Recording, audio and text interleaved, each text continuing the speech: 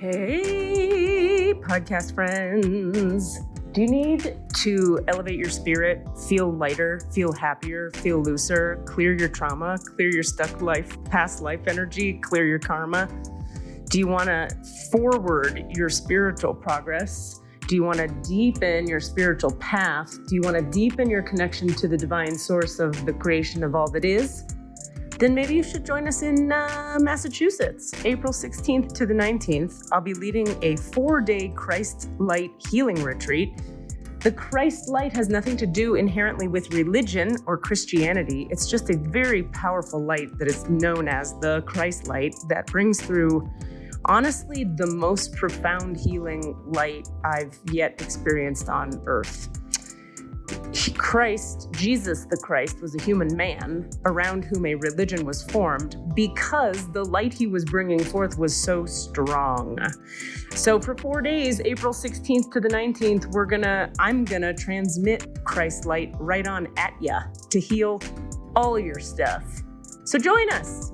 Email me at klrubin, K as in kiss, L as in love, RUBIN @gmail.com to ask me any questions you have. 4 days of healing. You can join us online or in person. Christ Light Healing Retreat, April 16th to the 19th. klrubin @gmail.com for questions. Love and light, love and light, love and light, love and light. Welcome to that spiritual, actual, factual answers to questions you asking. You find them inside you, recite you, reciting the records. Akashic, we laughing, we drafting the passion through various. It's time for that comedy, dramedy, all of the fanciest, catchiest acronyms. Listeners, listen, we traveling. Conscious is always unraveling. The reading you're having is mapping you back to your natural habitat. Abracadabra, it's magicless, passionate. To top it off, the host, all the classiest. Now, what were you asking for? All of the answers? What? All the answers. How's it going? Good. Are we?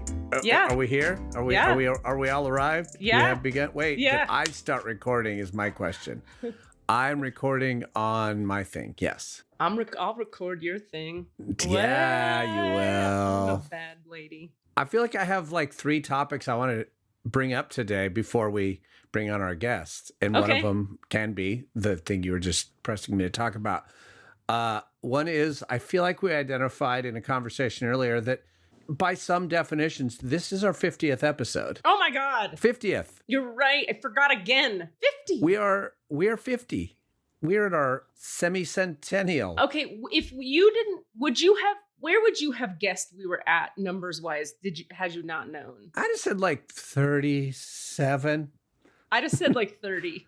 Yeah. It's way more than 30. 50. Yeah, it is significantly more than 30. I can't believe we're at 50. I would just like to say, being the editor of all of these episodes, I would have guessed 88. Oh. Because he's heard them all so many times. So many times. Wow, 50. I'm just proud of us. I feel like, I just want to what did we set out to do? And have we done some version of that so far? I just love that. I personally feel, honestly, really for real, I feel really proud of what we've done here. Yeah. Like, I feel like I wanted to bring like real spiritual teachings and guidance and healing stuff to people, but do it in a sassy, edgy, fun, down to earth, you and me kind of way. And what have we done? We've done that. Yeah.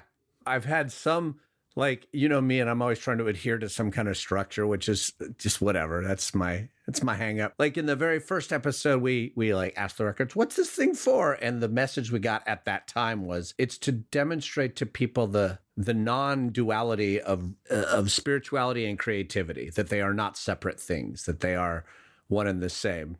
And I think for the most part, that's been a theme that has come through. But throughout it has been. I'm constantly trying to shoehorn it back to being about art and theater, and that we are creators as well as being spiritual people. But it's not necessary to do that Well, let me ask you, don't you feel... Because that's still focusing on the duality in my head. Well, yeah, this is all your issue, clearly. Yeah, clearly.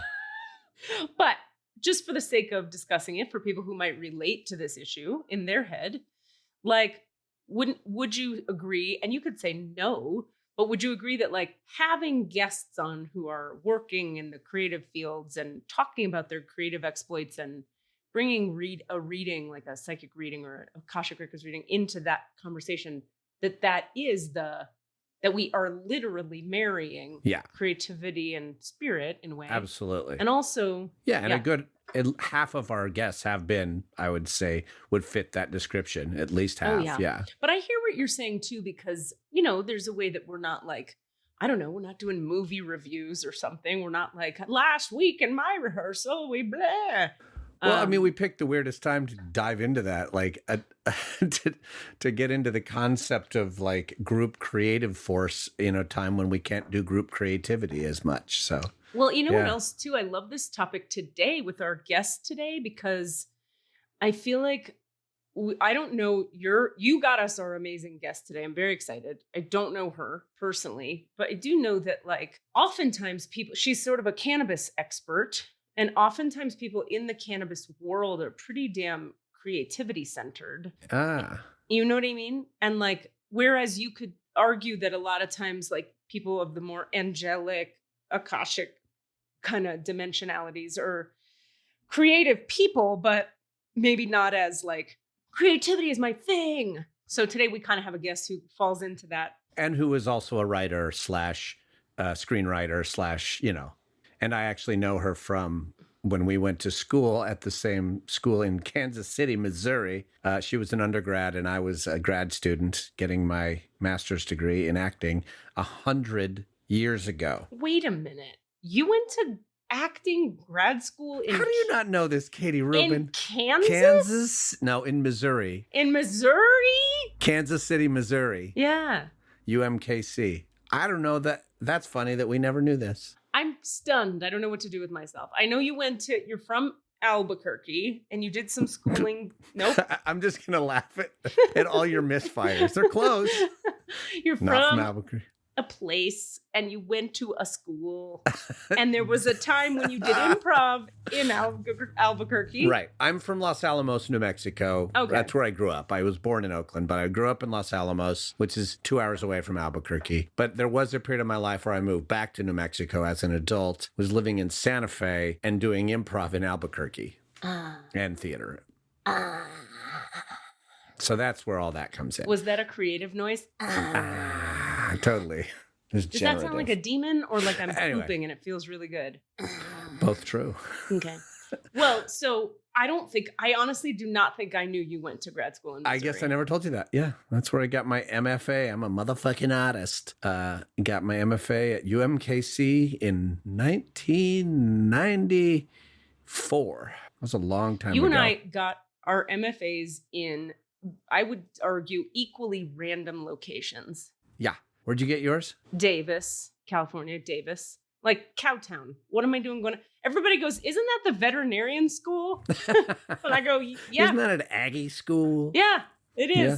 But it's got a pretty well-regarded theater department as well. But it is interesting. I mean, ish. Ish. That's about what I could say. Yeah. Ish. Ish. I lived in Kansas City, Missouri to get an acting degree. Didn't really connect me up to the whole pipeline. That wasn't your launching pad for Broadway work? No. I mean, a couple of my classmates have gotten vaguely successfully famous, barely. I'm one of the very few that's actually still working in the industry, as it were, at least from my specific class. You said you had like 3 topics for us before we... Okay, so the topic 50. 50. Oh my God, we're 50. Woohoo! Second topic was, it's just been coming up a lot lately, and I just wanted to bring it up, and these bridge all of the things to the third topic, which was the one you were starting to bring up. The idea, what I'm just loving learning in working on the podcast and doing therapy and all this stuff and conversation, it's just been showing up so much more lately. The idea of showing up authentically. That's it. Without masks, without subpersonalities, or without performance. Yeah, bro. And I've also been working with all these clients on this project that I'm working on, coaching this presentation for a big, huge virtual conference that's coming up. I won't say the brand because I don't know if I'm supposed to, but it's a big company, like all across the world, working with people all over the world.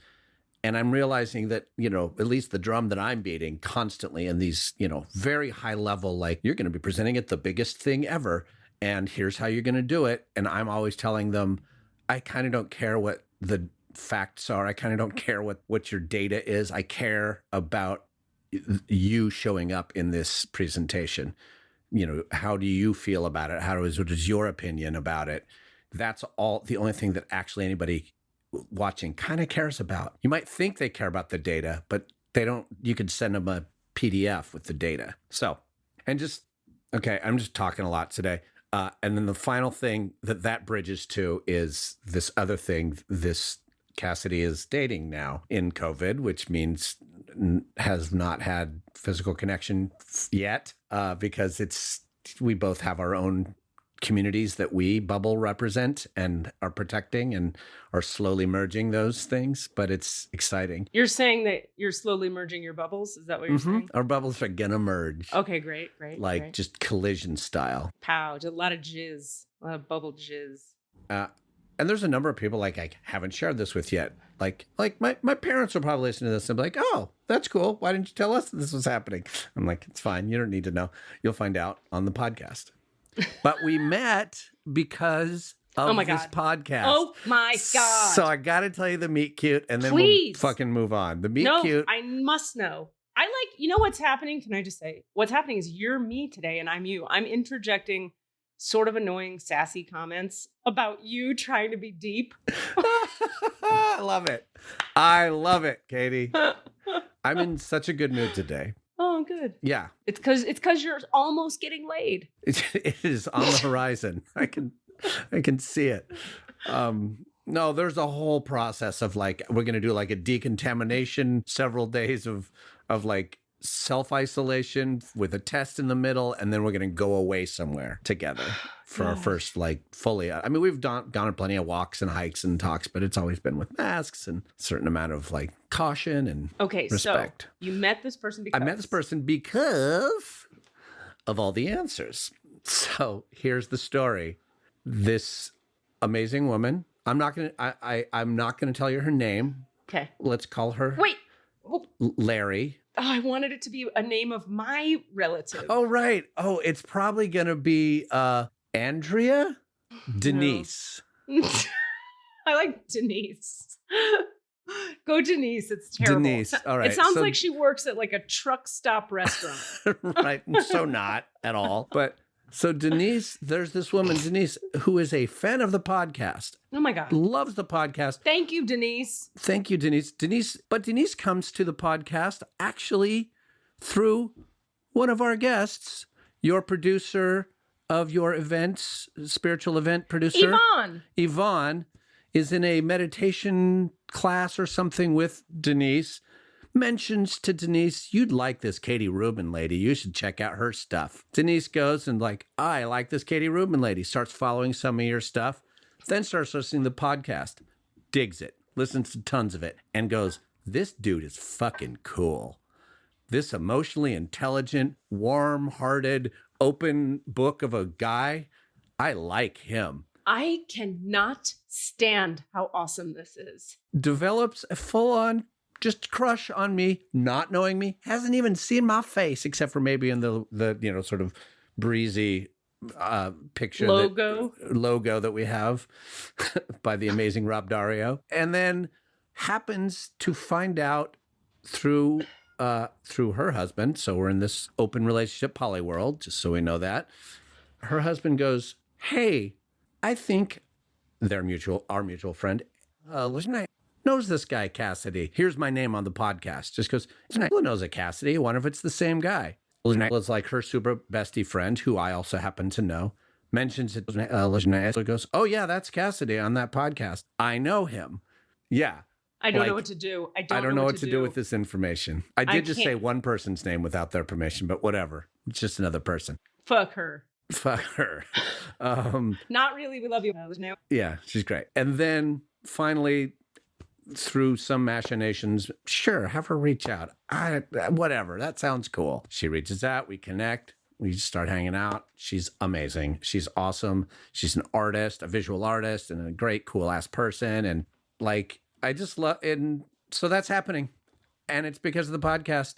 But all that is to say, God, I've said a lot, is having that pre-existing, like someone who's like, I think you're awesome, right now, ahead of even actually knowing me, makes you show up in a way. I don't have to fucking prove anything.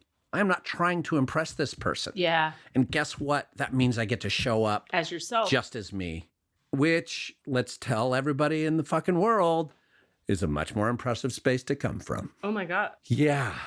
So all that is happening. I cannot imagine a cooler, better way for you to meet someone. Right? Because, I've known you in a lot of contexts over a lot of years. And I feel like the you on this podcast is the most whole, integrated, calm, nothing to prove you that I have known.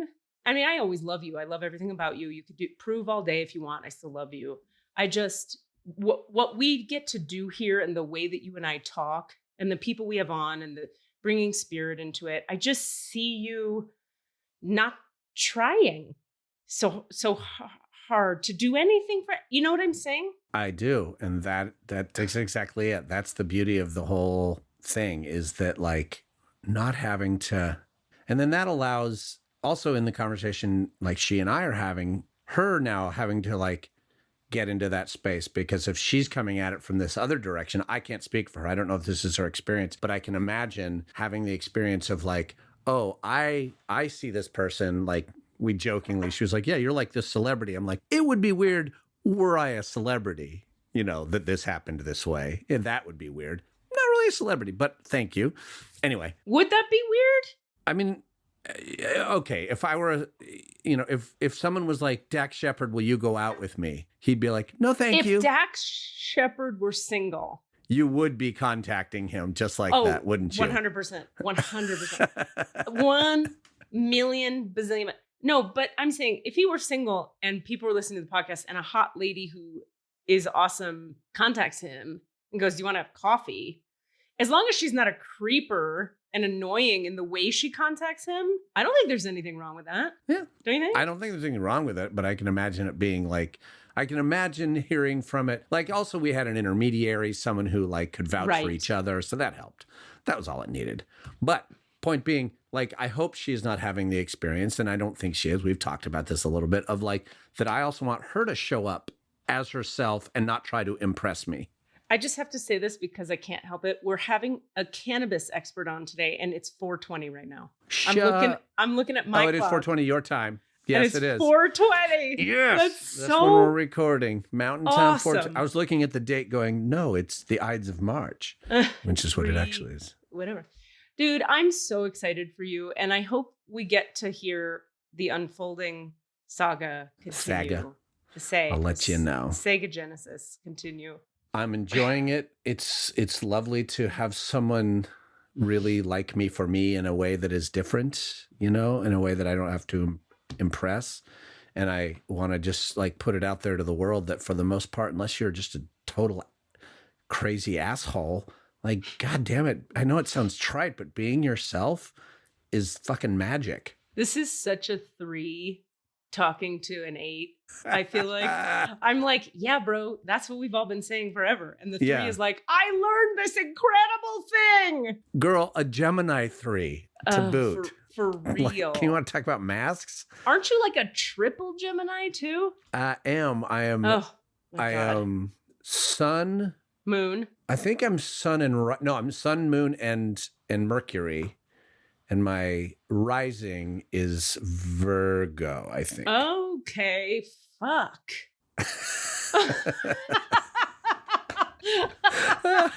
I'll double check that, but yeah, but even just having the double Gemini on top of being a 3. Yeah, no, I mean authenticity, right? It's the whole thing. It's the whole, for me, it's the whole thing. It's the only thing. I don't know any other things. Oh, we talked about this a little bit last time. The idea of that you like you were saying, like, oh, I hope I'm not too much or whatever, that you think that sometimes, but that you are also ultimately just like, I guess you better see this person who farts, let's not pretend to be a person who doesn't fart, because I find it so exhausting to try to be anything other than what I am that I just can't. I mean, let's be real. I mean, when you first are dating someone, it's sort of like the best sides of you are being shown. Like that's been happening. And we've been like, those veils are coming down and we're seeing each other so I'm finding like more of my like, I'm tired, I don't feel like it self is, I'm saying more just like stuff that's less almost like manicured, or like it's, what's that word when you curate? It's almost like you That's curate. the phrase I like to use. Yeah. I've been spending I've been years of curating people's experience of me. And that's an exhausting thing to do. It's so exhausting. Also, like, it's so easy to see it for other people. Like when I listen to you talk and you're not curating yourself, I'm so much more connected to you and drawn to you. And I love that Cassidy even more than the other ones, you know, but with yourself, it's harder to believe, right? Like the voices I hear in my head, if I'm 0% curating, are like, I'm like a cranky, boring old lady. Right. And why would you want to hang out with me at all? That's if I listen to those voices, you know? And I'm just pretty good at being like, I hear them and I'm just not going to make my choices from those voices, whatever they say.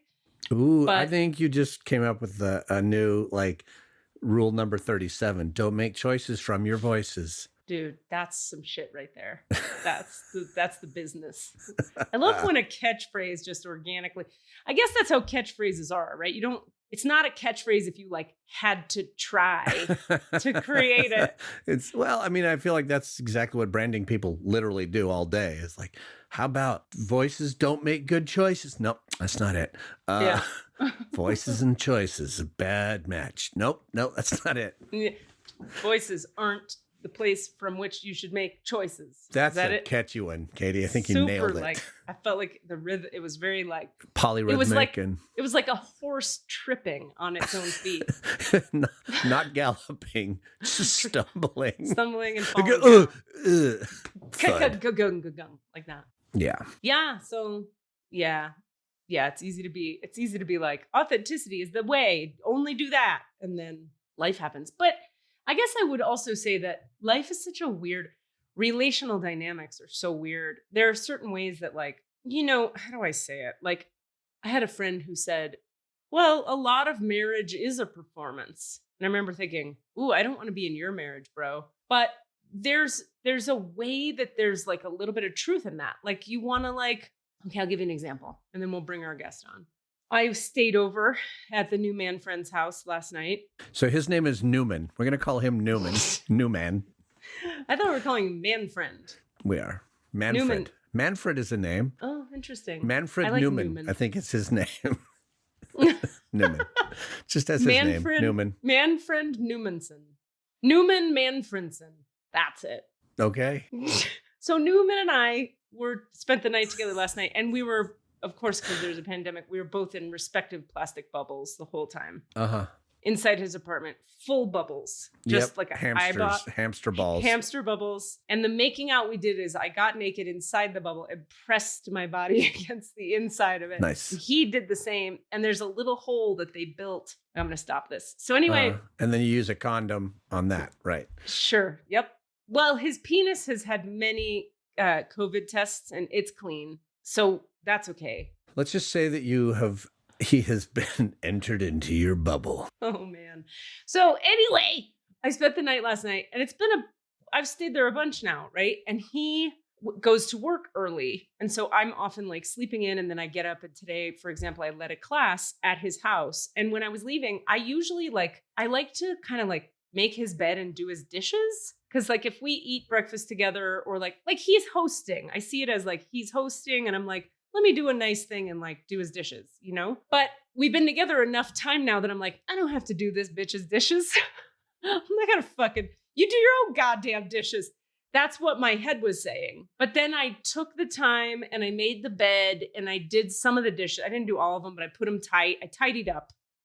And I thought, in a way, like that's one of those examples of like, in a relation, you kind of like do stuff you don't always want to do. It wasn't like the most authentic choice for me, which would have been like, I'm out.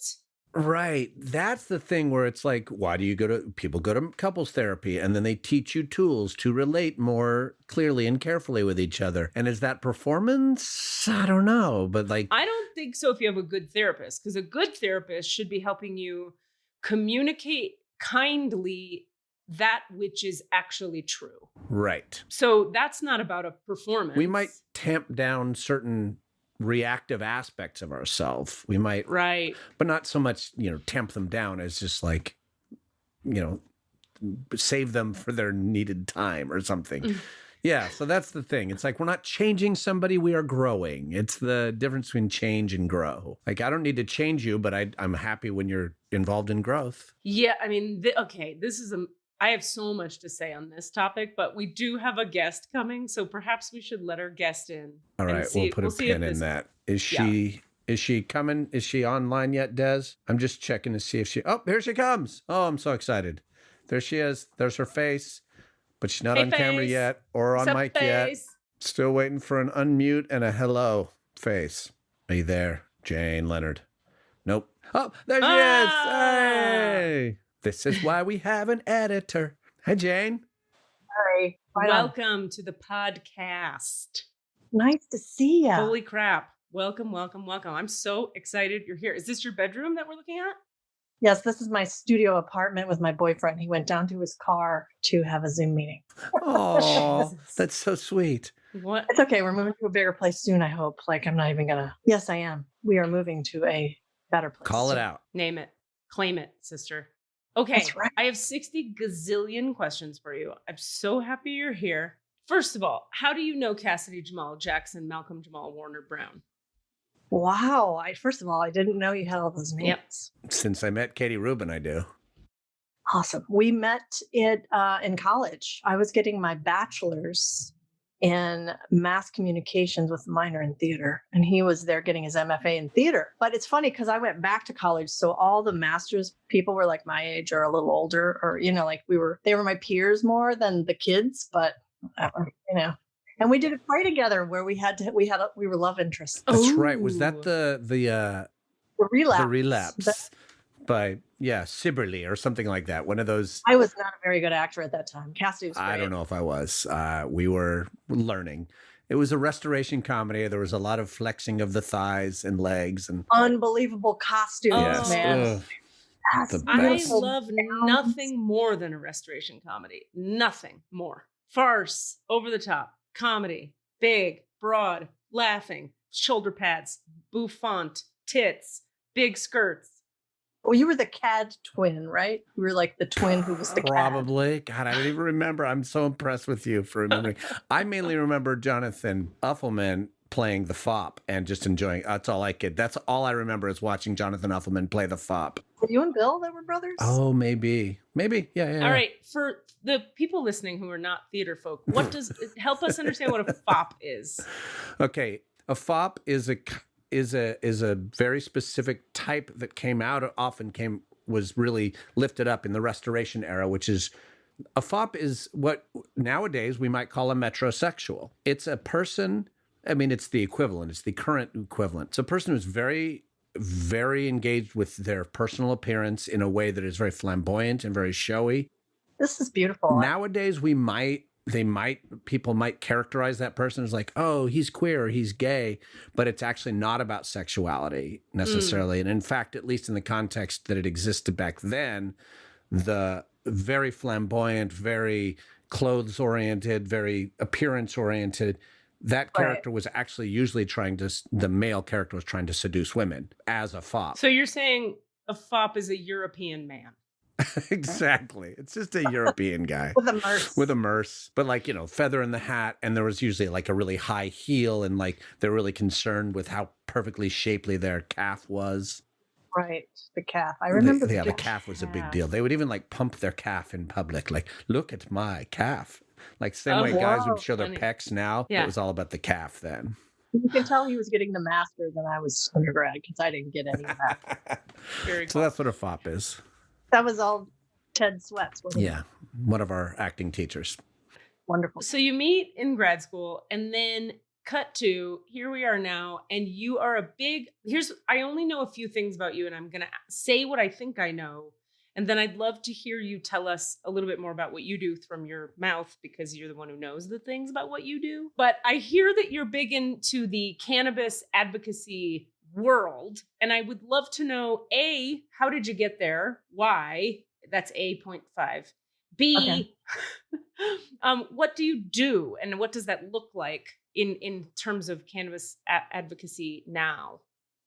Awesome. Well, I actually came into the cannabis world through the holistic door, which is really interesting. So this was 2013. I was already a meditation teacher at that time, and I was drawn to Harborside. Harborside Health Center. It was like the big, there were several dispensaries, but it was the one, like the famous one where the CBD actually first was given to this kid named Jaene. And, from there, CBD went to Charlotte's Web and all that stuff. Huh. But so it was a real big advocacy space. But I applied for it because they had at that time free acupuncture, chiropractic, yoga, tai chi, herbal medicine consults, free.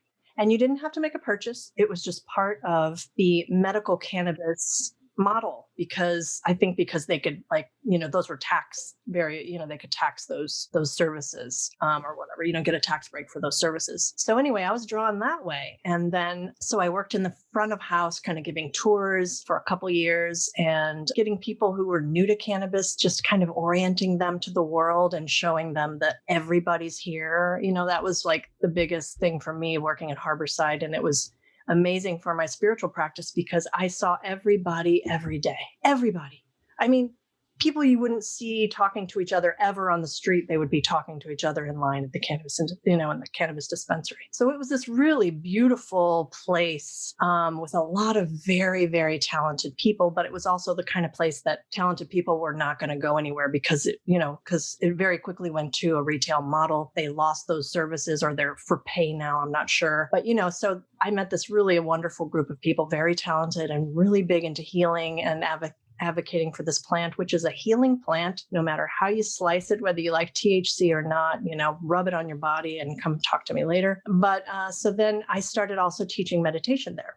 There was a veteran support group that started there, and I'd come in and do half an hour of meditation at the end of that group. Then that gentleman left and he expanded. It was called Harborside Heroes, and he expanded it to Operation Evac. And suddenly he was in like 7 or 8 different dispensaries, like 18 times a month. He was having all these really great peer-led support groups followed by a meditation at the end. I didn't go to all of those meetings. I just gave them a recording for it. But since the pandemic has started, we're now on Zoom 3 times a week. So it's open to any veterans. It's also open to civilians who need community. It's cannabis friendly. So we don't, judge for cannabis. We don't judge for much. And it's just a beautiful community. And it's interesting that it happened this way because now we have people coming from all over the country and people from all over the world showing up. And it's just such a lovely, lovely space. And for me, it's been such a touchstone to be able to just show up 3 times a week with this work and with these people. And we're all, just navigating this edge. I mean, this edge is incredible that we're on, like this leading edge. It's, it's unprecedented. And so it's easy to get kind of caught up in the size of that. And so meditation is just so grounding, it just kind of keeps you in the moment. That's the whole point of it. Just stay right here, right now. Yes. Deal with what's right in front of you. What kind of meditation is it? Oh, that's such a great question. I'm glad you asked that. I teach so I've studied a lot of different meditations. We all do, like, that's what we do. We try different things and find out what works. And I think people don't really know that there are many different types of meditation. Many. And so you try them until you find the one that really resonates with your rhythm and your body and your life. So the one that I teach is I Rest Yoga Nidra meditation. So I think you probably know Nidra means sleep. So it's, when you're in a yoga class and you go into Shavasana and you kind of rest there, and sometimes the teacher will do a body scan. And I always fully fall asleep when I used to do yoga every time.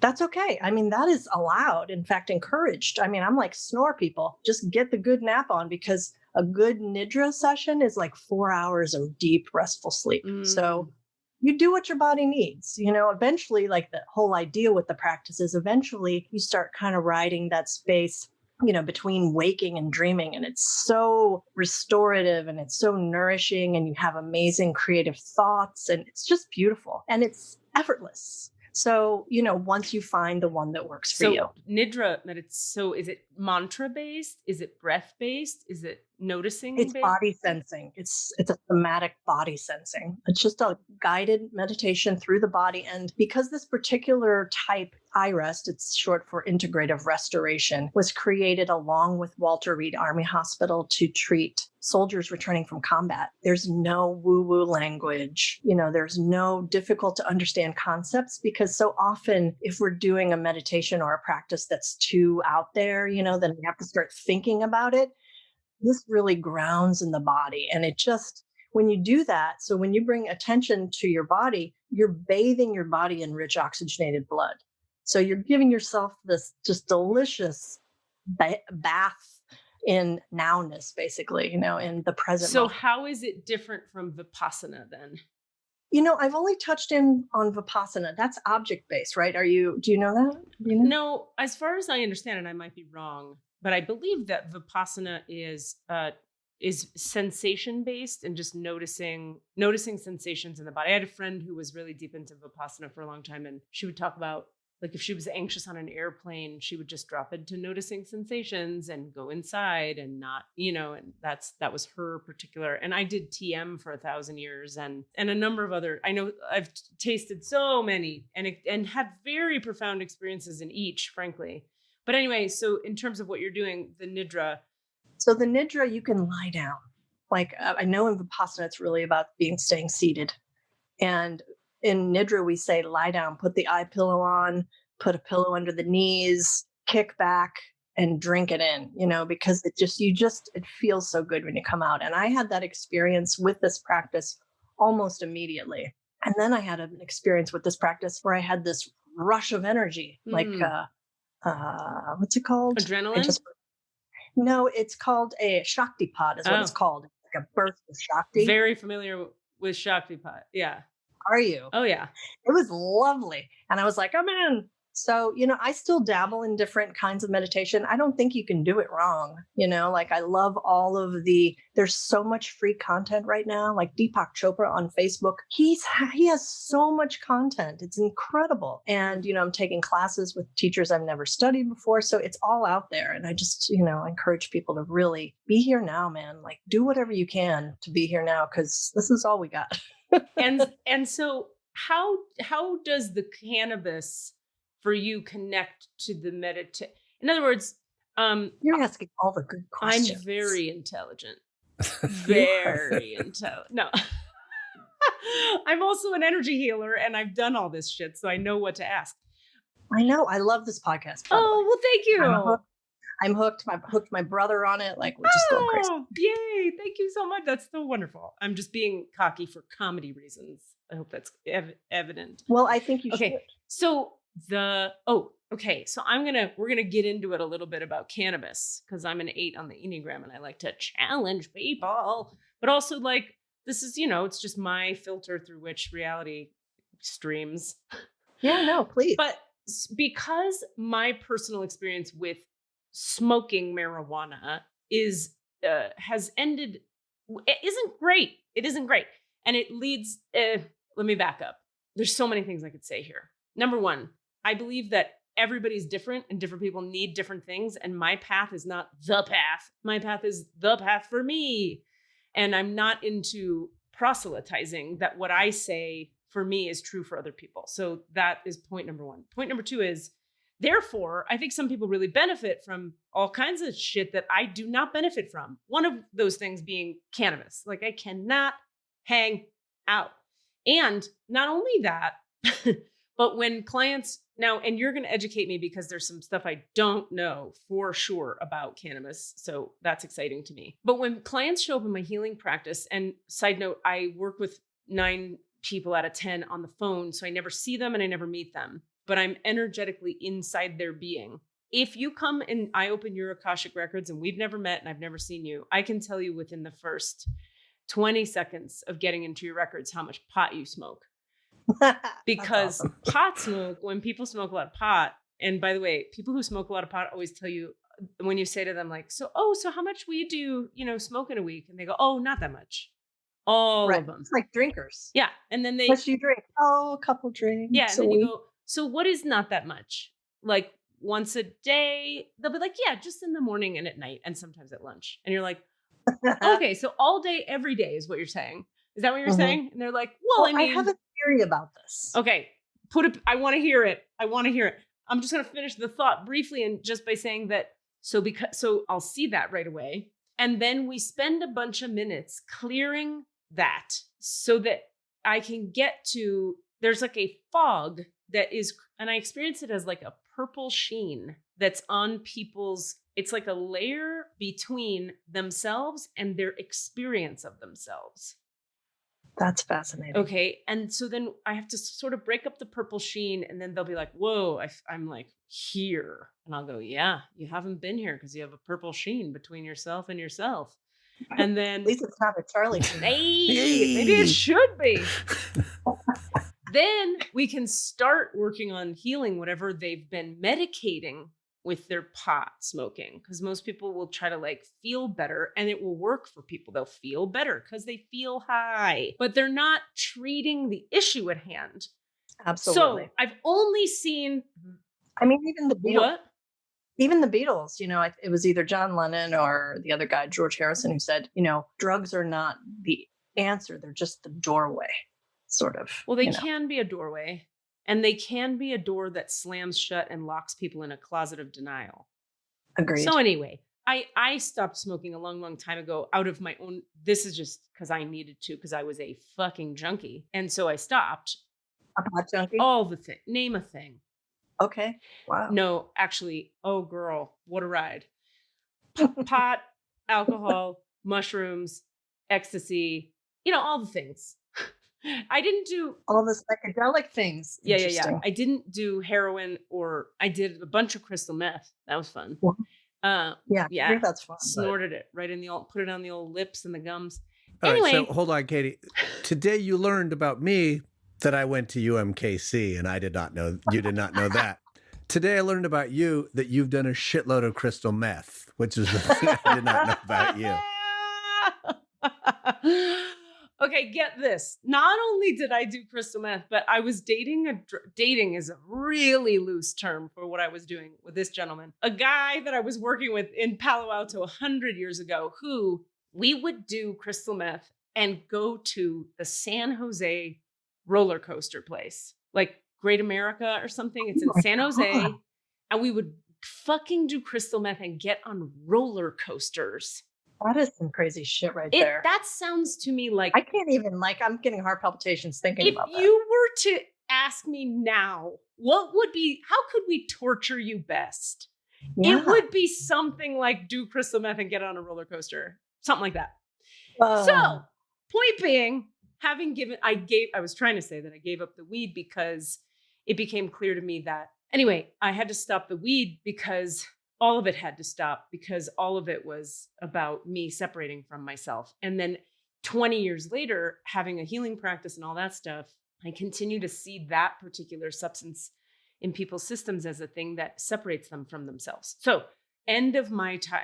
I love what you're saying because it really resonates with me. So how do we use, when you say cannabis, do you mean not smoking it? Do you mean, how is it useful? How is it good? I'm so excited to hear a totally different perspective.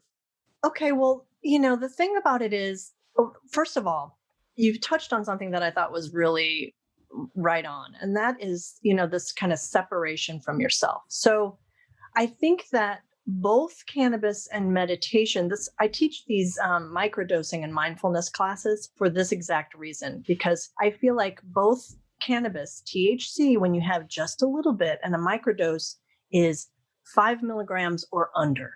That's a microdose of cannabis. There's a moment when the THC kicks in, and also I can say from my experience, even CBD does it. There's a moment where you drop into yourself, kind of like when people get home and have the first drink and they take that big sigh and they're like, I'm home. There's something about cannabis that brings you into yourself. But then from there, if you're taking too much, then it's pulling you in all these directions. Basically, I think it's mostly with the senses and memories. And you know what I mean? It starts pulling you in all these different directions. So I think there's a way to have a tiny bit of THC or CBD, and there are lots of other cannabinoids that are not intoxicating there's 100 cannabinoids in the plant that we know of. You can use it just to get you to that space where you fall into yourself. And that's now, really all you is that what form are you doing that in? So I don't smoke that much anymore. I smoke occasionally. Usually I use tinctures because you can put seriously, I don't, because I have lung things. I was just about to do the joke of like, and how much is not that much? Well, once, twice a day. In the morning and the nighttime. No, seriously, I don't. But I usually use tinctures because if you get them in olive oil or you want to make sure it's really coconut oil, because some MCT sometimes can be palm oil. So we won't even go down that rabbit hole. But so you want to make sure it's real coconut based MCT oil. You can put it right under your tongue. So it's pretty fast acting. Like within 10 minutes, you're going to know if it's enough. And then you can take another couple drops. And really, for people, what I tell them is you don't always have to feel the cannabis, right? You just might feel a little lifting of the pain, or you might feel a little bit more present, and then you can kind of do your work. Like then you can kind of start meditating or, focus on your projects. It's just that people are so freaking scattered right now, right? And sometimes people need a little something just to anchor them in. Eventually, the idea is as they start to replace this feeling that they're getting from a chemical with practices, whatever they may be, hiking, singing, meditating, doing yoga, whatever it is that can get you into the moment, then you don't need that stuff. Now, I will use cannabis for pain. Like it's THCA is amazing for nerve pain. I have some nerve stuff. I'll use it for sleep sometimes, but I don't really use it to get high. I also am a big advocate of topicals. Topicals are incredible. The plant is such a healing plant. It really is. And it's just, I think like anything that's healing, people use it too much. What is a cannabinoid? So a cannabinoid is a molecule in the cannabis plant. We know THC is a cannabinoid. We know CBD is a cannabinoid. And then there are many others. Many others. We're working with about 10 or so in the cannabis industry right now. And they're discovering more and more. So we think at some point you're going to be able to have very specific personalized cannabis medicine for whatever it is that ails you, because like CBD is good for people who have ADHD or people who have like a muscular pain. CBD is great. So it's really about fine tuning that medicine. My days of like smoking out of big bongs and stuff is way over. Like I'll take a little tiny microdose if I'm feeling a little depressed, but I won't smoke a bunch of cannabis because sometimes THC can make me feel more depressed or more anxious or more paranoid. So that tells me I don't need that particular cannabinoid. I think people need to kind of step out of the idea of what cannabis is. And it's not just smoking a joint, smoking several joints with your friends. I did a yoga class with ganja a few years ago, and people were passing around all these joints. And then I went to do yoga, and because people are like, oh, yoga's so great on weed and stuff. I went to do yoga. I couldn't drop into my practice at all because I was so scattered. So that doesn't work for me. So when I say microdosing, I'm really like 5 milligrams or under. And sometimes you can get out of pain with 1 milligram. But you're not going to know what your window is until you start way back. And tinctures are a great way to do that. That makes total sense. So in terms of pain, what is it doing? Because, okay, let me tell you my perspective, and then I'd like to hear help me understand kind of with maybe either my perspective might be off, or you can help me frame within that perspective something about this, which would be when we're treating pain, we're often not solving the thing causing the pain. Absolutely. So I'll just say that. So when you the reason I do healing work with people, energy work, where we go to the source of the pain, and the thing creating the pain is always behind the pain in the realm of spirit, as far as I'm concerned. So then we would dissipate that thing that's holding it in place, whether it's like unprocessed trauma or some past life imaging or whatever it might be. And then the pain dissipates because you've gotten to the source of the pain. So when you take a microdose of something like any kind of cannabinoid and it helps with pain, I think we're saying it takes the pain away in that moment? Or are we saying it's treating the source of the pain? I think what we're saying is that you can step out of the pain and observe the pain. And this gets back to what you were saying about how cannabis makes you like self-refer, like you're just, outside of yourself looking at yourself. I had a neck injury a few years ago, and I had pain that was, 10 out of 10. Like I couldn't move my neck without throwing up. Like it was insane. And I'm when I'm using cannabis, I use very little. Like I'm that, person who just I used to be able to hang, not anymore. So I lost my train of thought. Well, I was asking you, does it treat the source of the pain or does it numb the pain? It helps you step outside of the pain. And if you're dealing with pain levels that are, 8, 9, 10, it was a learning experience for me to go through that because I didn't give a fuck about anything but getting out of pain. Like I couldn't talk to my boyfriend. I couldn't, get the shit away. Don't fucking even talk to me. Like, and then I took the strongest stuff they make, which is called full extract cannabis oil. It's from the whole bud. It's got all these cannabinoids. And that's the thing about cannabis medicine too, that people don't realize. Just like with nutrition, you're better getting a full range of cannabinoids rather than like just THC or just this, or, it's better if you can get more of the whole plant. But anyway, I took this and the dose is like, a grain of rice. That's how strong this stuff is. And I was worried I was going to be stoned out of my brain, but I was not. Instead, I didn't get high at all. It just eased the pain enough for me to move. And what I realized is that, so my pain level was at a 9. So I'm not going to be higher than that, right? So cannabis sort of met that pain where it was, softened it enough so that I could move on with my day. And that's how cannabis works. It's very subtle, and you don't always need very much for that to happen. And I know that I tell people, if you're using the cannabis right, if you're whatever, you're anxious, you're in pain, whatever you're taking it for, and then suddenly you're just back to your life. You haven't gone like, oh, I'm so much better now, but you're just suddenly you're not in that pain so hardcore, like you're not fused with the pain. Okay.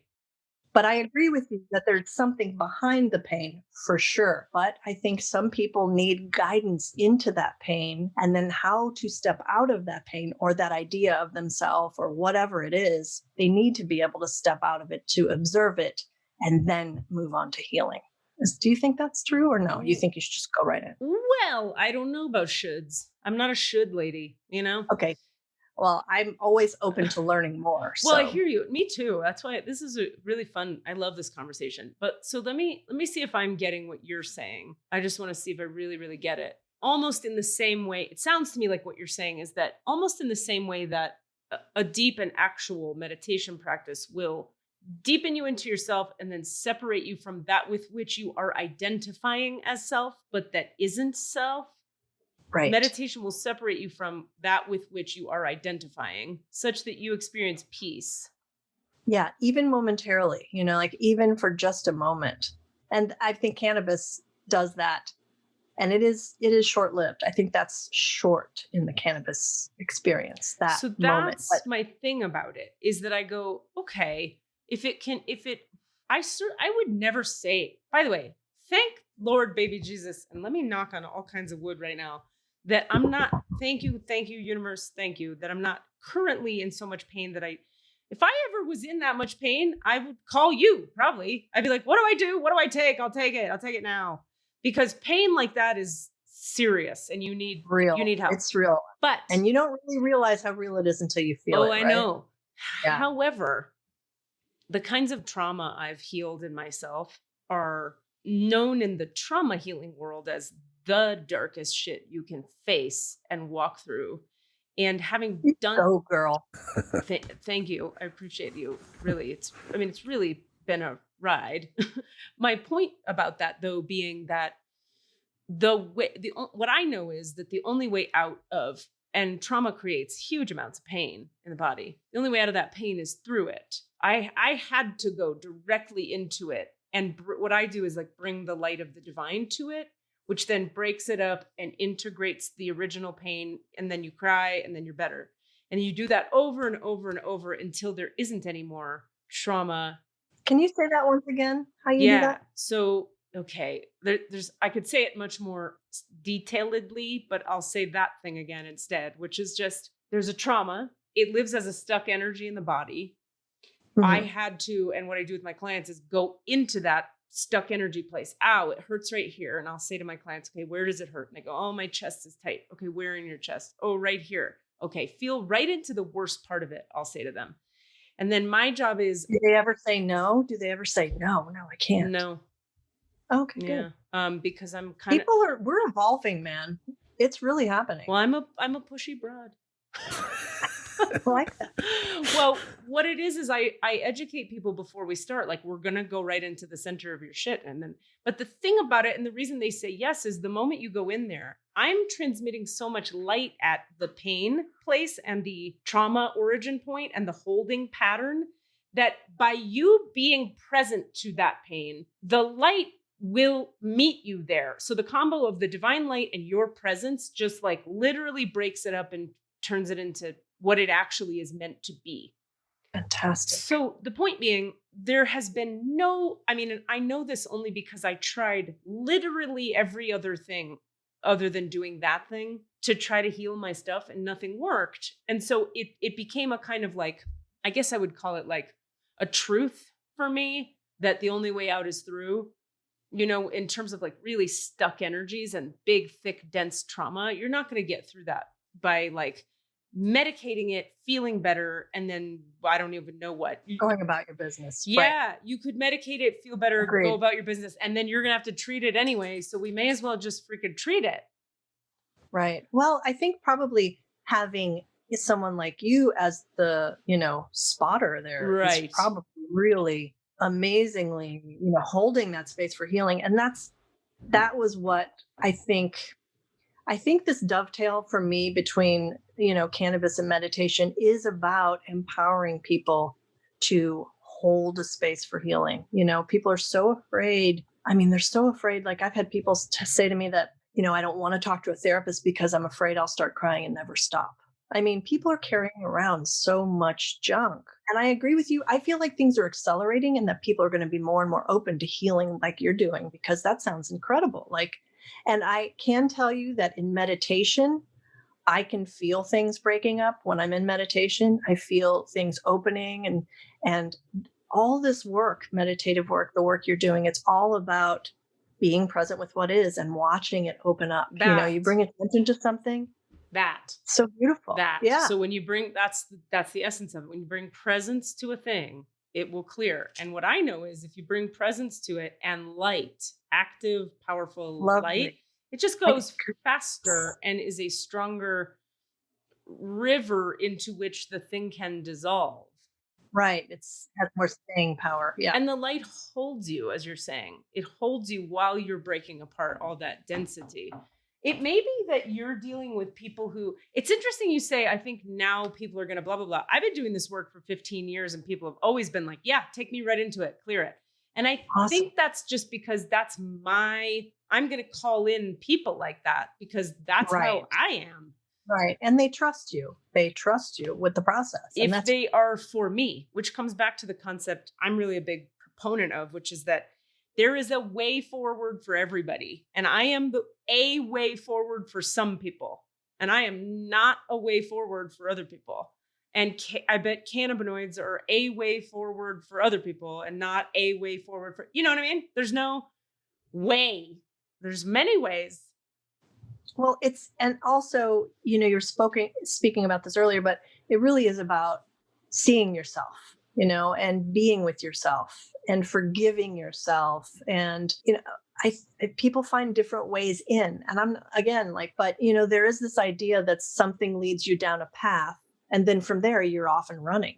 I mean, just like spiritual teachers, I've had so many spiritual teachers, and just like acting, Cassidy, it's like you learn all these different techniques and then you create your own. Like you find what works for you and you make it, and then you're in the world creating. Yeah, that's right. I think that's amazing. Right. I think something you're giving me, which is nice, is I could actually maybe get behind the idea of microdosing so small an amount with people that it gives them enough separation from the current activation that they can then do their work. I could support that idea if the people you're microdosing with then do their work. That's the thing. And that's always the challenge. Like I have, I started a website called The Compassionate Bud Tender, where it's kind of like really basic stuff for newbies with cannabis and with meditation. And I created this card that is called, I called it the stash card. So you can write down what you're taking, when you're taking it, how it makes you feel, and if you can really do that, you can dial in what's perfect for you, without over medicating, because everybody over medicates with cannabis. Of course. They just yeah, because it's so fun, right?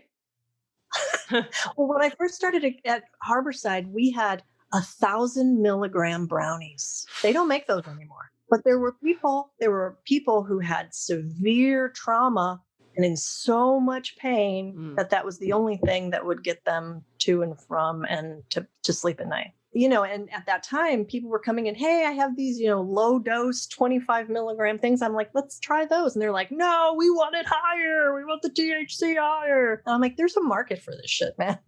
But I was ahead of the curve. Or a lightweight. I like the idea of, you said something earlier that I think is interesting that kind of titrates this whole idea of like when you microdose and ultimately you're dropping, it helps you drop into yourself. But then this is on the idea of like feedback loops and how our bodies, like it's how neurofeedback works too. You can then recognize that state and return to it without the chemical tool.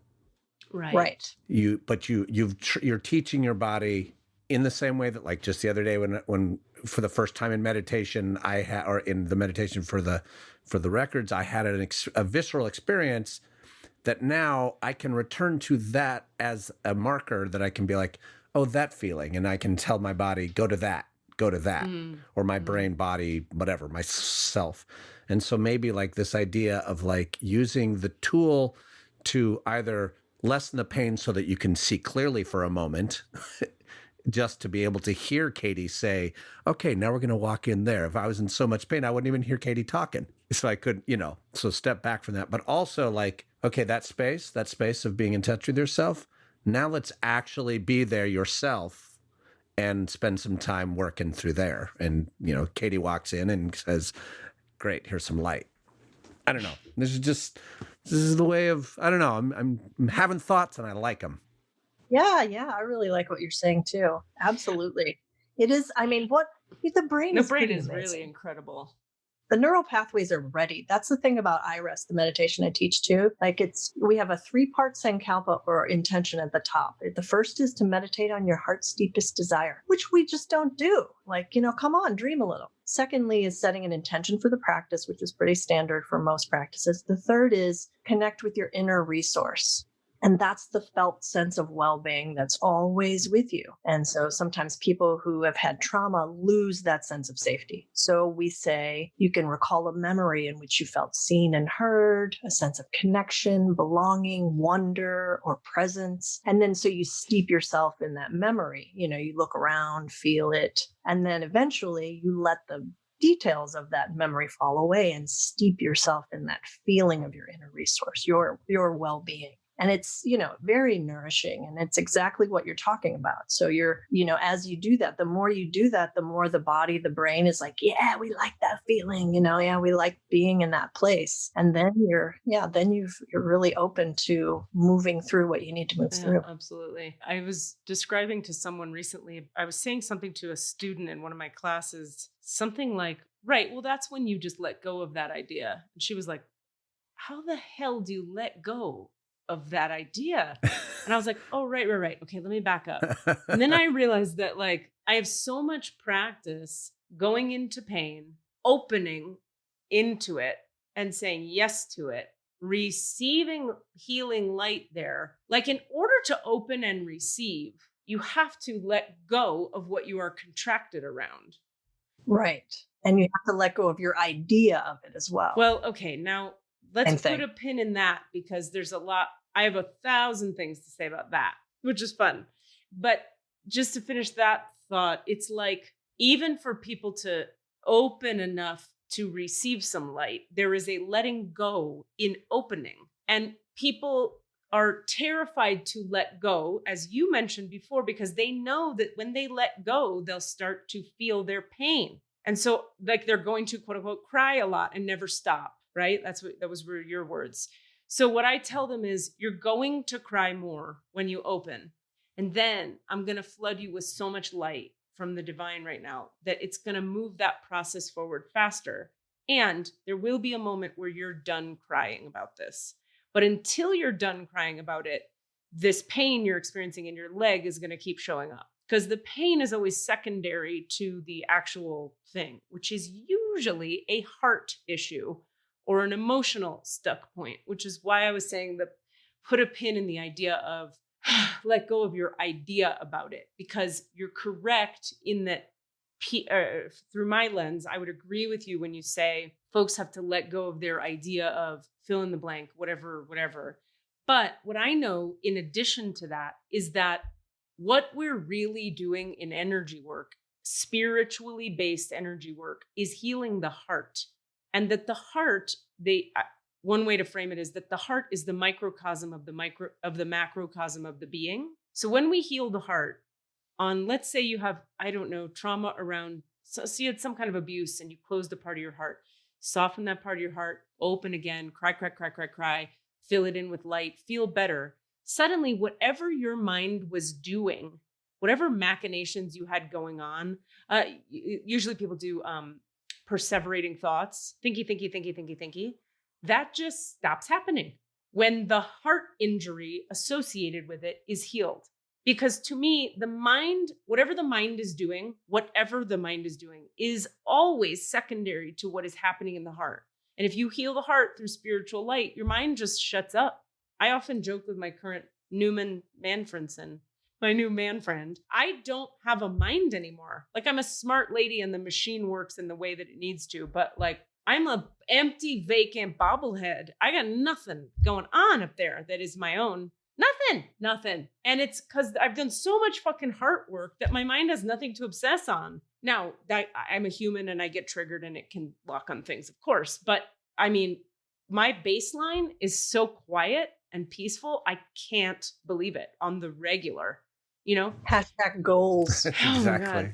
So, look, I've known Katie for 12 years and this is a different, this Katie that is being described right now is not the Katie that I knew 12 years ago. So like clearly, and you were already doing a lot of this work then, but that the work has continued. And I think that's also important. I mean, like it's always ongoing.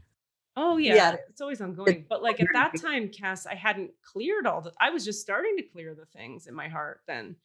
So the mind. Did you have a really good teacher or did it just kind of come to you? Boy, I've had many teachers in many moments of many different types. Like I have this uncanny ability kind of to like run into exactly who I need at that moment to get me to the next person who gets me to the next. But 12 steps in short led to Sufi healing, and the Sufi healing turned me into a space cadet bobblehead whose baseline is constant peace, which is crazy. Because my baseline was constant agitation and anger and resentment and fear and trauma and amped upness and then depressed and amped up and depressed. I mean, awful. Right. And that's why people medicate. I know. That's why they medicate. Yeah. Correct. To, balance it out. That's right. Coffee in the morning, drinks at night. Like it's, yeah.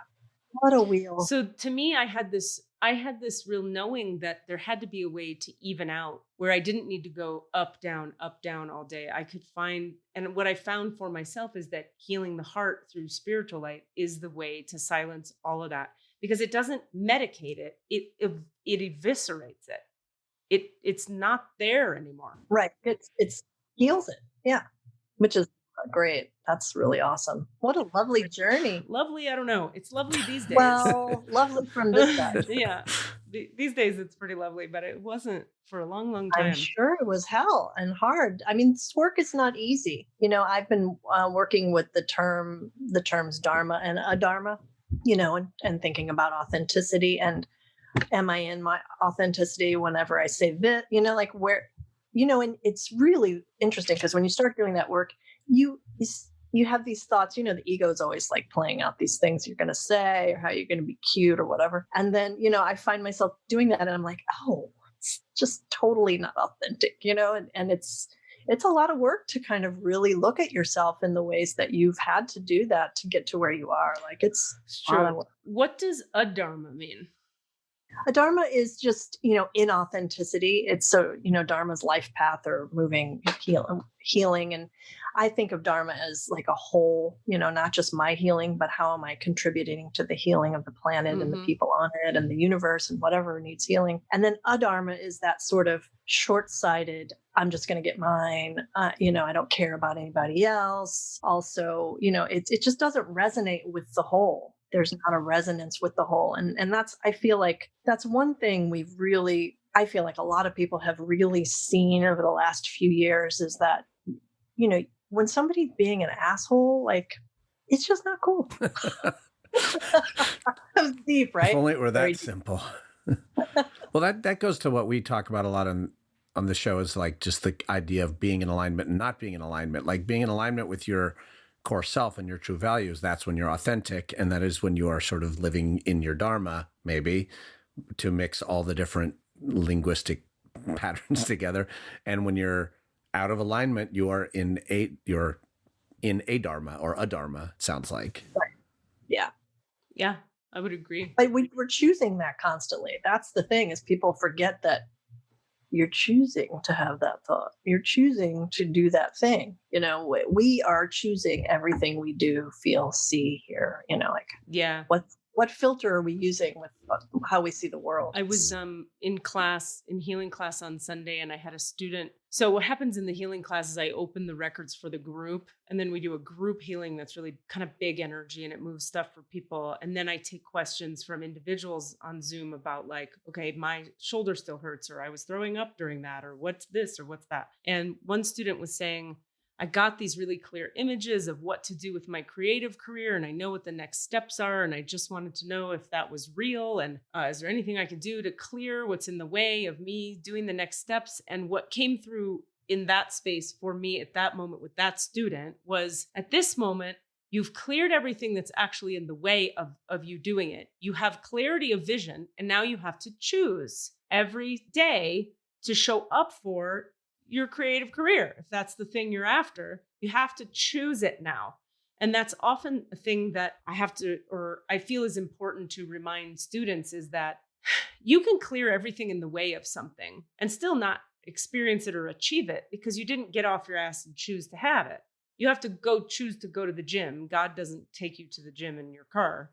You have to get off your ass and go to the fucking gym, right? But you can have trauma on your heart or in your brain stem or wherever it's sitting for you that makes it literally impossible for you to get off your ass, or literally impossible to motivate to go to the gym, or motivate to do whatever. But there is a point on the road where there's actually nothing in the way anymore. And now you got to choose. And the thing about having had the amount of trauma I've walked through is I can be a bit of a 8 on the Enneagram about this point, because even when I was really suffering and really miserable and very creatively blocked, I was succeeding at my creative career. And that's because I chose to get off my ass and show up and nail it, even though I felt awful and all my blocks were there and I didn't believe in myself and I was insecure and chubby, but really actually was chubby, actually really not just in my mind. I was like, fat. You can't do it. It's not possible. And I did it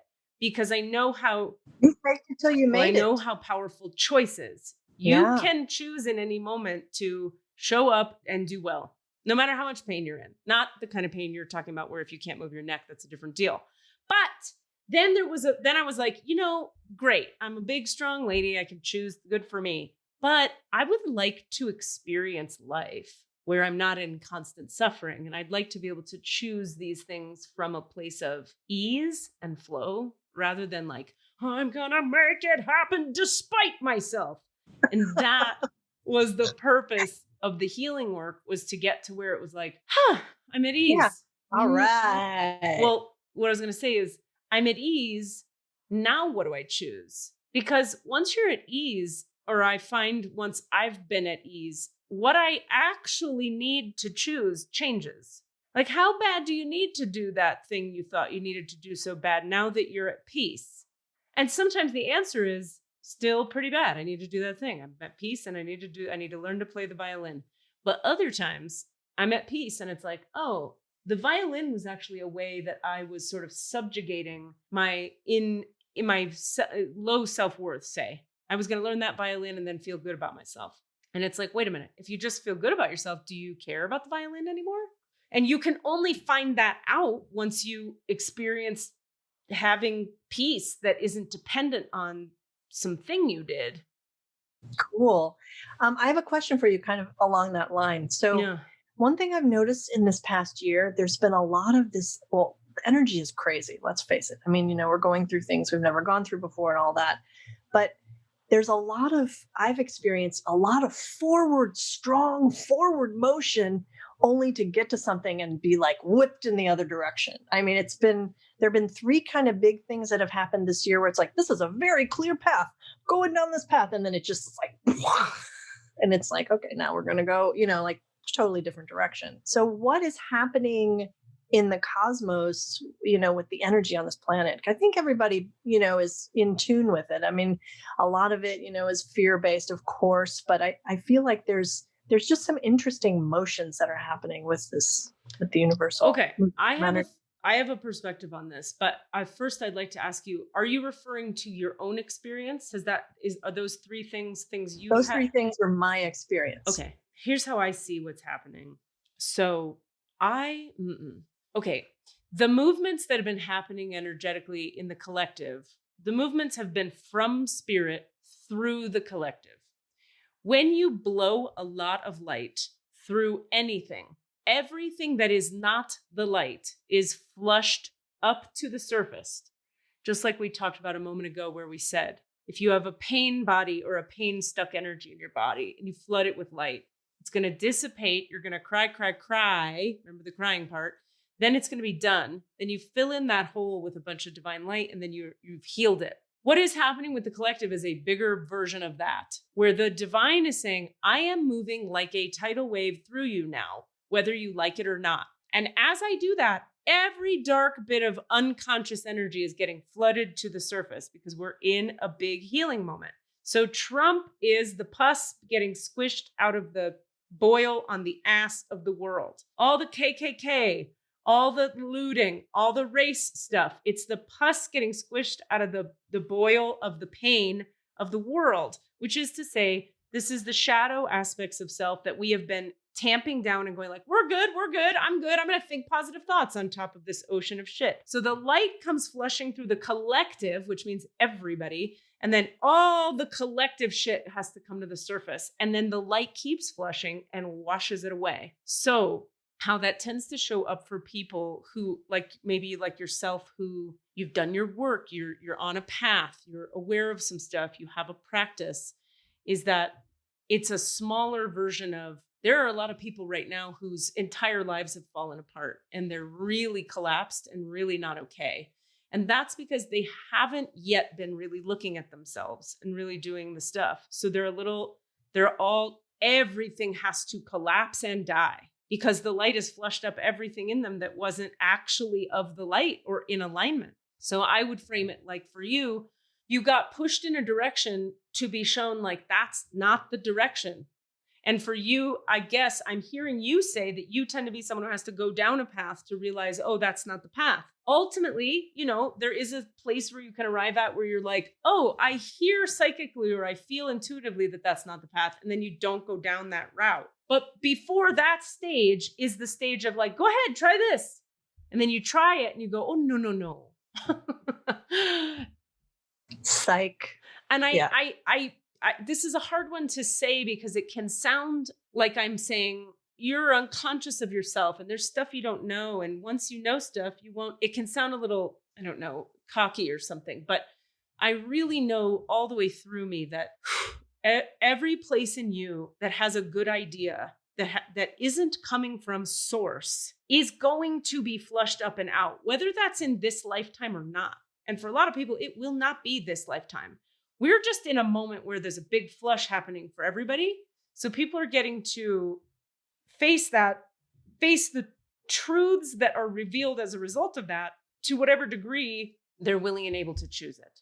And the last thing I'll say is, I wonder, were there any awarenesses that arose for you about the similarities between the three different things that started and then got blown up and turned around. What did you glean and what did you realize about, because that's a pattern. Go forward, get pushed back, go forward, get pushed back. If you have it 3 times, that's a pattern. And so what has been the crossover point? I'd say that there's something coming up for me right now as we're talking about it, about codependence, and not even necessarily like coming to the aid of someone who is, needs a codependent, or someone to be their codependent, but maybe somebody is working through their stuff and I'm coming along sort of like, hey, what's going on? And fully aware on some level that they got to work through some shit. So it's probably not the right configuration. But Are we talking about people you're dating? No, I'm talking about the first was right after the pandemic hit, we went up to live with my brother and his wife, who had this huge piece of property in Mendocino, not cannabis. I would say that because people are always like, Mendo. And then in about a month, their marriage just like fucking exploded.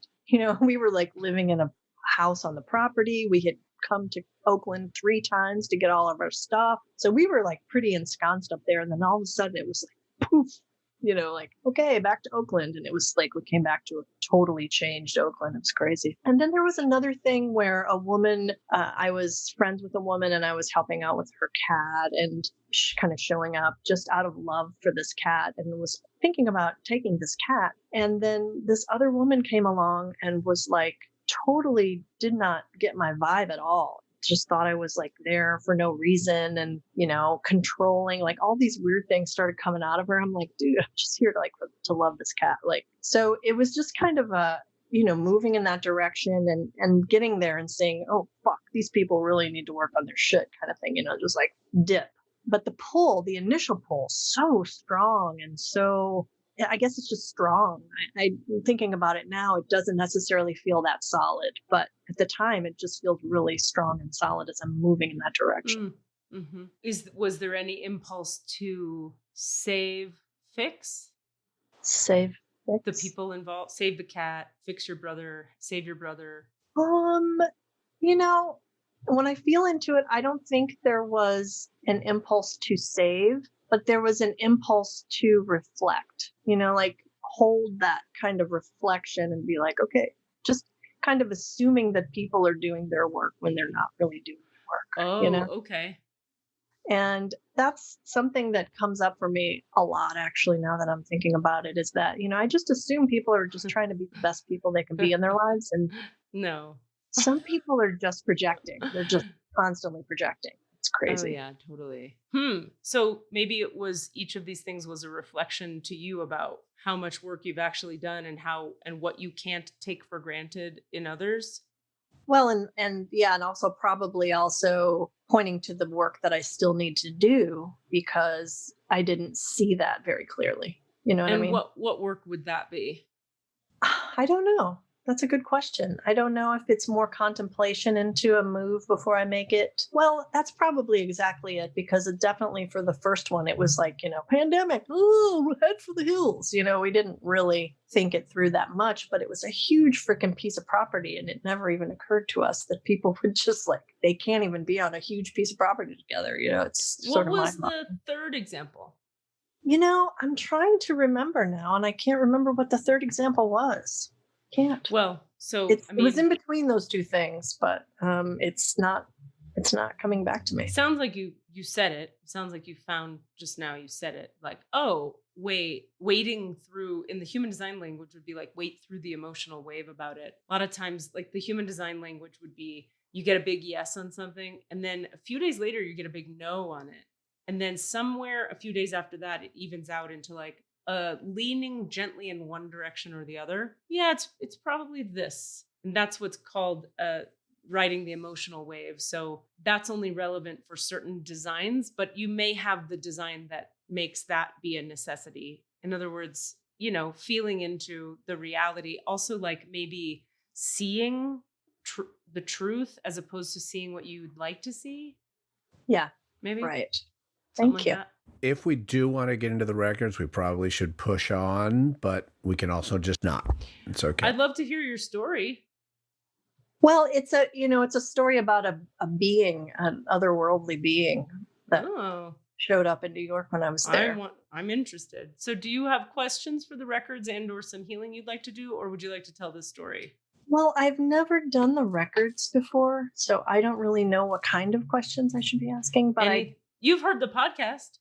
Yeah, but I haven't participated in it fully with anyone yet. So suddenly I'm nervous, but I don't know why. I'm really happy to hear your story if you want to tell. Okay, let's go with the story and then we'll see where that leads us. So I'm in New York. I live in a building in the West Village. And one night I have 3 roommates and just a couple of rooms. So one night they're all gone. It's about 3 or 4 in the morning. And I'm sleeping and I kind of wake up a little bit because I can't move my legs, and I open my eyes and I see a hooded figure sitting on my legs. And I'm like, get off my legs and get off my legs. And then the third time I said it, I heard my sister's voice, who was a psychic. She passed a few years ago, but she would always say, plead the blood of Christ, because she was very Catholic.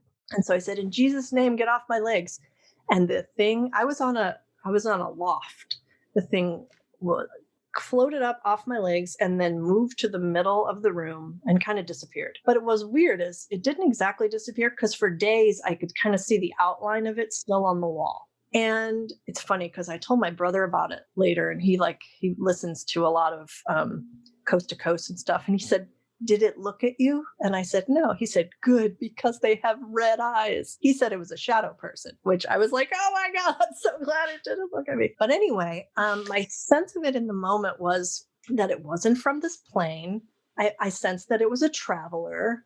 I sensed that it was lost, perhaps, or something like a little bit off. And also, one of my windows was open like a crack, and I had this feeling that it had come in through the window. I get a yes on all 4 of the last things you said. Not the shadow person thing, but the last 4 things you said yes. I want to tell you something about the Jesus name thing, because that's very cool, if I may. So energies that serve the darkness, and you have to, of course, buy the idea that there's such a thing called darkness. Yeah. So okay, in the realm of the all that is, all there is oneness. All right. Yes. But in this plane where we live, in the relative realm where you are separate from me and Cassidy's over there and he's a man and I'm a lady, up is different from down. Duality is real. Here in the relative plane, there are energies that serve the darkness. They don't serve the light. They don't serve consciousness. They want to snuff out consciousness and make us be less awake. Those energies only can survive by when we won't face them directly. So the way I was taught in Sufi school is when the darkness is whispering to you, it'll whisper with the pronoun of you. You're a piece of shit. You can't succeed. You shouldn't bother. And they tell you to look behind your right shoulder, look over your right shoulder and back behind you and imagine it's coming from that direction, right shoulder, and say to it, I'm sorry, what did you say? Try that again. Tell me one more time. Say it again. You're asking for clarity. And then what'll happen is that voice will shrink away into the corner and stop talking to you. And it's because the darkness works by whispering in your head in such a subtle way that you think it's either you or God. And it isn't. It's darkness trying to snuff out you and God. It's not interested in you or God. It just wants power and control. So when you face it directly, like you did, it'll slink away. Now, double time that by adding light to it, which is what you did where you said in Jesus' name, et cetera, et cetera. Because whether you're into the religion of Christianity or not, when you're an energy healer person like myself, Jesus the Christ was a dude who showed up on the planet who carried this thing called the Christ light. The Christ light is a very, very powerful, bright light. Side note, everybody listening, come to my retreat, April 16th to the 19th in Massachusetts, because it's a Christ light retreat. You can join online or in person. Email me, klrubin@gmail.com. Anyway, when you bring light to the conversation where you're looking directly at something that serves the dark, bye-bye.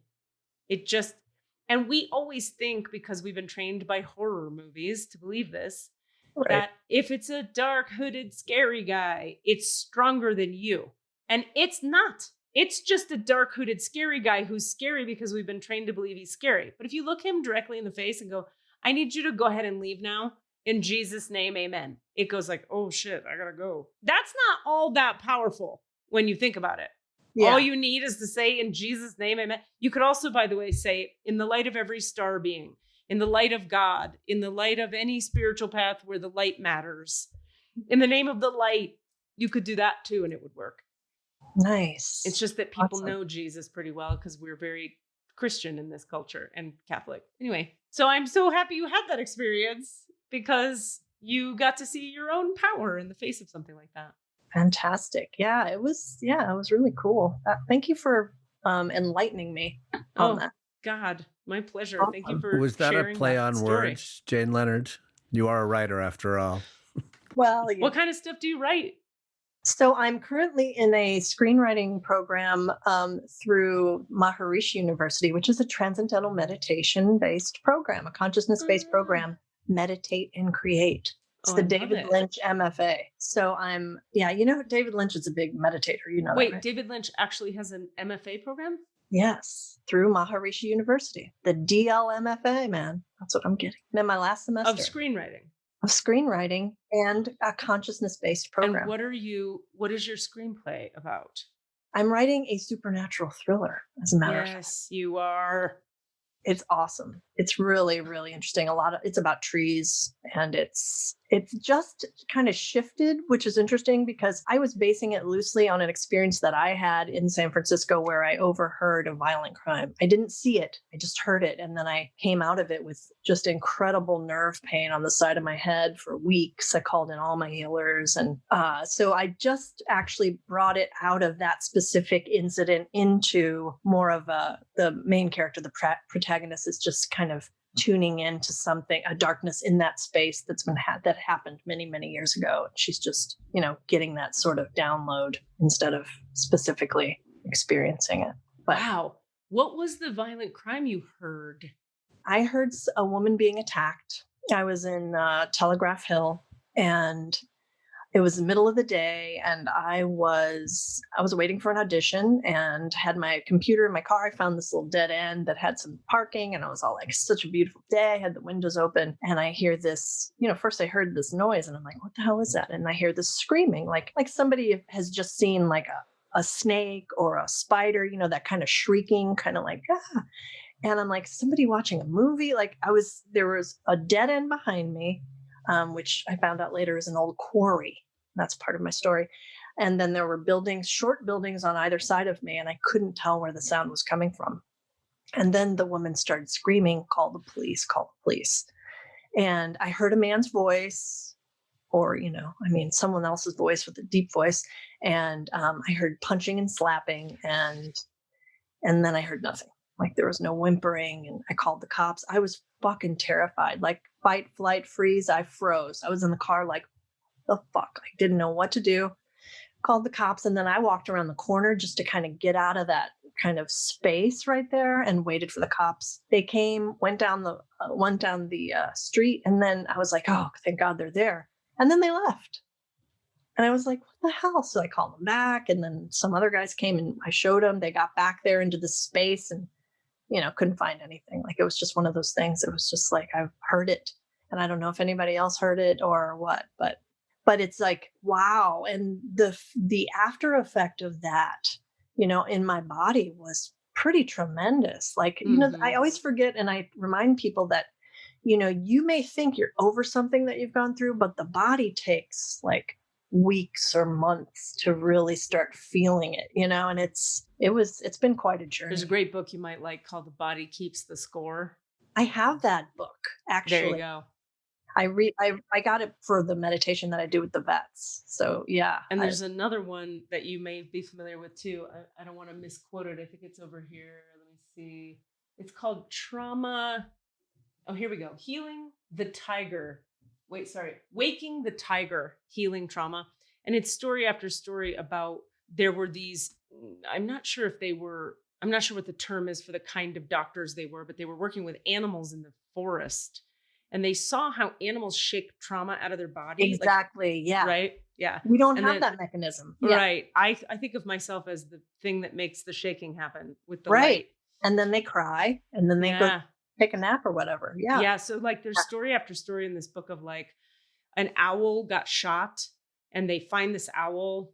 It's such a terrible story. And they bring this owl into the medicine room, and there's a table, and they operate on the owl, and they put him out under the drugs, and they take the bullet out of the owl, and then they nurture him back, and he's just all kinds of fucked up and frozen, and he's in the room, and he's just kind of looking around like, what the fuck? Who are these people? But they know enough to leave the window open. And so they just let the owl be free. They're feeding him. He's warm. They're doing all the nurturing. And one day they said the owl just turned his head, looked at us, shook violently. His whole body went, flap, flap, flap, flap, flap, flap, flap, flap, flap, and they said there were feathers everywhere and wings, flap, flap, flap, flap, flap, flap, flap. And then he like took a breath. He went, and then he flew out the window and went away. Oh my God. Because I love that story so much. Isn't that great? Oh, It's like, that's all we need to do is like be with the trauma, shake it out, and then breathe. right. So he was just stuck in that one particular part of it, of course. Aren't animals wonderful? Like that's what I love about the internet is learning the emotional lives of animals. It's so wonderful. That's cool. In brief, in our last few minutes here, you just made me think of it. It's interesting. Newman Manfredson and I, that's my new man friend. We were driving to, we actually, Cassidy, I didn't tell you this, we went to Chaco Canyon. Oh, nice. Have you been there? Yeah. Holy shit. Yeah. That was amazing. Yeah. The ruins after ruins after ruins, endless miles of ruins. Incredible. And we're leaving Chaco Canyon to head to Albuquerque. And weirdest thing happened. We're on this dirt road. This was like last week. We're on this dirt road. By the way, this is for our show too, Cassidy. Oh, right. I'll write it down. For our show yeah. So we're leaving Chaco Canyon on a dirt road in the middle of nowhere. There are no things. There's just desert for miles and miles. There's like a Ford Focus type car ahead of us on the opposite lane. All of a sudden the car stops in the middle of the road. And I'm like, ooh, this doesn't feel right. So I stop. We're far away, right? But like I can see him clearly, the car. The car stops driving and I just know shit's about to go down and I don't want to drive by this car because who knows if they have guns or whatever they have. We stop my car. I go, what the fuck is this? A woman gets out of the car. A man follows her. He punches her in the head many times. She goes unconscious on the road. This was like a week ago. On the dirt road by herself. Fwa-poomph, her body collapses like in an awkward position where it's clear she is unconscious. Because this fucking man just hit her in the head so hard. The man then he's pissed, clearly. He starts walking up there's a hill to his right, and he's just like stomping away mad. Like, God damn it. You can hear him going like, son of a God, fucking damn it. And he's like mad, and he's stomping away up this hill, leaving his car in the road, and this woman unconscious in the dirt road. Just taking his time though, not rushing, doesn't give a fuck that we're sitting there watching this whole thing. Stomps up the hill, leaving his car in the road, and this woman unconscious in the dirt street with her face down, by the way, in the dirt. So we're sitting there and I'm like, okay, we call 911 and I'm not going to drive past them. It's a 2-lane dirt road and there's no way out of Chaco Canyon at this point where we were on that road except to go that way. Yeah. But I'm thinking, I don't know who's in that car. I don't know what kind of gun. I'm not driving by the car. No. Yeah. Call 911. The cops answer. We tell them the whole story. And as I'm talking to the cops, the woman comes to and like shakes her head. You just made me think of it. We're talking about the shaking, or I just remembered it. She comes to, shakes her head a little, gets up, and I'm talking about immediately makes a beeline running after the man up the hill, trying to get him. And she's yelling, don't leave. I'm sorry. I'm sorry. Oh. My God. So now she's gone and he's gone and we're watching her chase after him, which is just like so heartbreaking. Yeah. That she thinks she has to apologize for anything in that situation. And we slowly drive by the car because I want to get the license plate number. I get the license plate number. It turns out all the windows in the car are not windows. They're tape. They're like the whole thing has been taped up. The windows are blown out of the car. It's like a bad situation, right? I get the license plate. I give it to the cops. We leave and we had to like process for a few minutes to like release that energy from our bodies. Cut to half an hour later, we get a call from the police, New Mexico police, it says on my phone. I answer the phone, or like, I actually missed the call, and I call the number back, and they go, oh, hey, you're the one who saw the thing. Yes, it's me. Are you still there? And we go, it was half an hour ago. No, we're far away now. And they're like, bummer. We were hoping you'd still be there. And I was like, what? You think I'm going to sit by a violent crime site and just hang out for half an hour? We're just tourists. We were just driving by. And then I had to say to her, you got the license plate number, right? And she was like, oh, yeah. Let me see. Hold on. Do I have that? Luckily, man friend is like numbers guy. And he was like, JWQ M35. Like he remembered it. So I say it to her again. And she's like, oh, cool. Thank you. Thank you. That'll be helpful. I'll let them know. Which just left me with the feeling of like, Yeah. they didn't go already. Did she not write down the fucking license plate the first time we said it? Yeah. And don't they record that shit? Couldn't she just like play it? I guess on the middle of, this was like a Navajo reservation in the middle of the desert in New Mexico. Not Who so knows much. what the setup is. What was that? How did that leave you though? Did you then have to do some deep clearing and? Well, see, that's part of what made me think of it is that for me, as soon as we were out of the energy field of the trauma, it just left my body because I didn't take it in. It was there and it was painful to watch because I was feeling it for her and feeling their thing. But once I was far enough away from it physically, it just left my body. And then man friend had a little processing to do. He was like, I've never seen anything like that. That's really violent. What the fuck? And so he talked for a little while and then he was fine. Yeah, that shit's intense thankfully. though. Well, and It's so not okay. It's really intense when when you think you've taken the step to bring aid to whatever's happening. And then they're just like, Yeah. like, the fuck, dude. Yeah. Yeah, it was hard. So, yeah. It's really hard to see like law enforcement not show up. I've had a few experiences with law enforcement, sadly, this year. And I've had versions of where they really show up and blow my mind and are amazing. And other times where I'm like, you guys don't hustle at all. Like I've had to make police people hustle because they just, and Manfriend was explaining to me like, that's kind of how it works with the police is they're not actually obligated to help you legally. They don't have to do that. Like if you call, they don't have to do anything. So if they just decide not to, they What just good are don't. they? Not much, apparently, except for when they occasionally are. How about we put some of the Yeah. funding for the police into arts programs for kids so that they can start healing and telling Thank stories, you. become healers? Because all my healer friends started off as artists, and kids don't have art now. They don't have art. No. Get your kids some art. Defund and For reallocate. sure. Yes.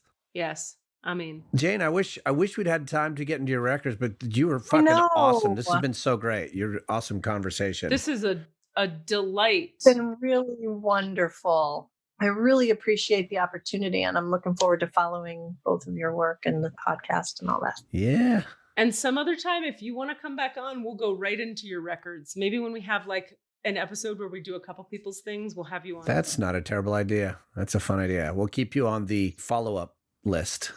Good to see you, Cassidy. So nice to meet you, Katie. I'm waving, but the audience can't see me waving. Oh, right. Because we're not on camera. We're just on camera. All right. Thanks a lot. All right, Jane. Jane, Take care. mwah. You're the Bye. best.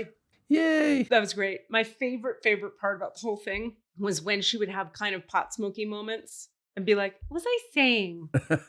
And so you are like, I still see a little bit of that in you. Although I can't even frame it that way because it's the same thing with people who do a lot of woo-woo stuff. Like I have no brain left. I forget shit all the time because remember, it's like mush in there now. Your brain is, So yeah, I also love the sort of non-arguing argument. It wasn't an argument at all, but like the sort of like, oh, I see it this way. Help me see it another way. And then she was like, oh, I agree with you. And here's a different way around into that idea. Like that's always the best. That's the thing. When you don't come at people attacking their point of view, but going like, hey, here's how I see it. Let's talk about our differences. Then everybody's safe to just be like, oh, it's this, it's that. I see this. Because it's all about like what energy I'm holding, right? I only know this so well because I had so many years where I wanted to be able to have these kinds of conversations with people where I go, I kind of see it like this. How do you see it? And then let's talk. But I had in my body actual like resistance to other people having different points of view that I have. Yeah. And then when you come at it with that energy, people feel that and they don't want to talk to you or they resist and then you're fighting. Yeah. But if you just come at it like, I'm open and here's how I see it and what do you know? Yeah. It just feels to me, I think what I'm trying to say is I have gratitude for being able to have conversations like that now because there was a lot of time when I couldn't. Yeah, for sure. And once again, we managed to bring the theme into, she brought the theme in of being authentic. That's true. I missed it. Once again, it happens. Yeah. Now, next time, I'm going to grill the shit out of you about your datey lady more. I want to know everything. Great. Do your work. Also, you do your work. Bye. Bye. Bye. You asking for all of the answers? Say what? All of the answers? Yeah, all the answers. Hey guys, thanks for listening. We'd love to hear from you. Please email us with your questions so that we have questions to answer in the Akashic Records. Our email address is allanswerspod@gmail.com. That's allanswerspod@gmail.com. And if you'd like to find us on Facebook or Twitter, it's @allanswerspod, @allanswerspod. Thank you. Oh no, we lost Desmond. I'm sure he'll be back. Do we need him? But he is not recording. So hopefully we are both recording. We do need him ultimately. No, I mean, we need him, but I'm saying, do we need him to keep going? Because I'm recording, you're recording. There he is. Okay, while you do that, I'm going to let my cat out because she's not shutting up. 1 second. Desmondi, are you back? Desmodius? But I think we're fine. He can't hear us, but we'll just say. He can't hear us at all somehow. Why is he not writing us back? He's just doing what we ask. Oh, I can hear now. Be nice, he says. Welcome back. We're glad you're here. That was a Sounds Awesome production.